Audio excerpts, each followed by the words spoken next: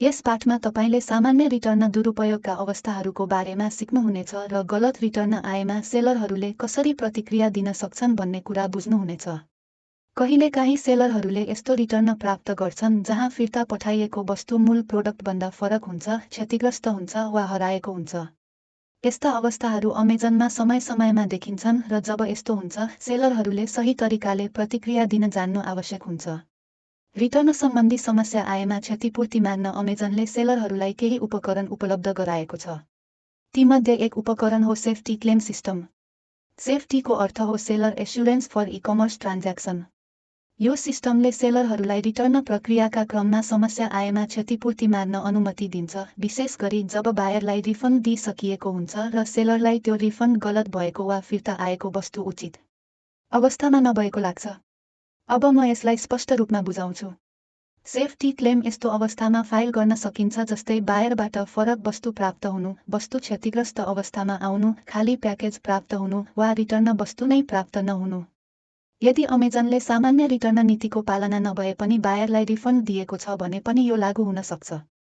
Safety claim file गर्दा सेलरहरूले स्पष्ट प्रमाण उपलब्ध गराउनुपर्छ।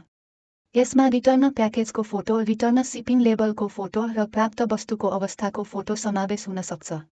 केही सेलरहरूले रिटर्न प्याकेज अनबक्स गर्दा भिडियो रेकर्ड पनि गर्छन् ताकि प्राप्त वस्तुको वास्तविक अवस्था प्रमाणित गर्न सकियोस्।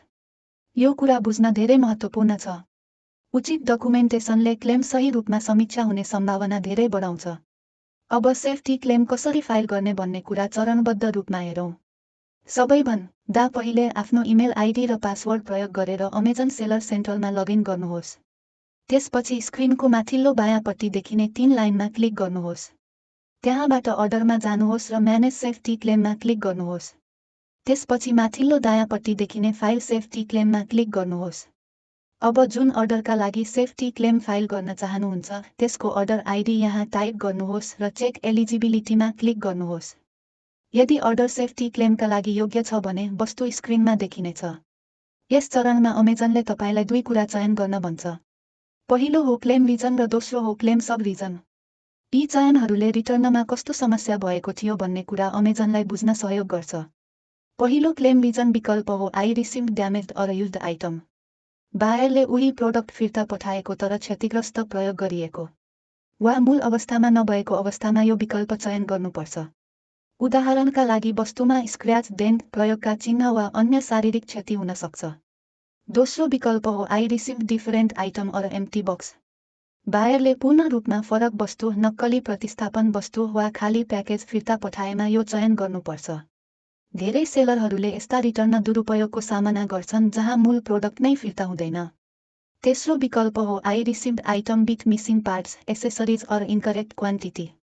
बायरले वस्तु फिर्ता पठाए पनि महत्त्वपूर्ण भागहरू हराएको अवस्थामा यो चयन गर्नुपर्छ। जस्तै सेटको केही भाग मात्र फिर्ता आएको वा केबल, अट्याचमेन्ट वा कम्पोनेन्ट हराएको अवस्था। चौथो विकल्प हो I did not receive the return. अमेजनले बायरलाई रिफन्ड दिइसकेको तर रिटर्न वस्तु तपाईको लोकेसनमा नआएको अवस्थामा यो प्रयोग हुन्छ। पाँचौं विकल्प हो the buyer was refunded out of policy. Return नीति पूरा नभए पनि अमेजनले बायरलाई रिफन्ड दिएको अवस्थामा यो चयन गर्नुपर्छ। यस उदाहरणमा म I received damaged or used item चयन गर्दैछु किनकि मैले प्राप्त गरेको वस्तु मैले पठाएको जस्तो अवस्थामा थिएन। अब क्लेम सब रिजन चयन गर्नुपर्छ। पहिलो विकल्प हो प्रोडक्ट हेभिली ड्यामेज्ड। वस्तु गम्भीर रूपमा क्षतिग्रस्त भई पुनः बिक्री गर्न नसकिने अवस्थामा यो चयन गर्नुपर्छ। दोस्रो विकल्प हो product with minor damage, dents or scratches. सानो स्क्रैच वा डेन्ट जस्ता साना क्षति भएको तर नयाँ अवस्थाको नभएको अवस्थामा यो चयन गर्नुपर्छ। तेस्रो विकल्प हो ओन्ली प्रोडक्ट प्याकेजिङ ड्यामेज्ड। वस्तु ठिक छ तर प्याकेजिङ मात्र क्षतिग्रस्त भएको अवस्थामा यो प्रयोग हुन्छ। चौथो विकल्प हो आइटम रिसिभ्ड विथ ओपन सिल। सिल खोलिएको अवस्थामा यो चयन गर्नुपर्छ। पाँचौं विकल्प हो mildly use the product received. हल्का प्रयोगका चिन्ह भएको अवस्थामा यो प्रयोग हुन्छ। छैटौं विकल्प हो हेभिली युज्ड प्रोडक्ट रिसिभ्ड।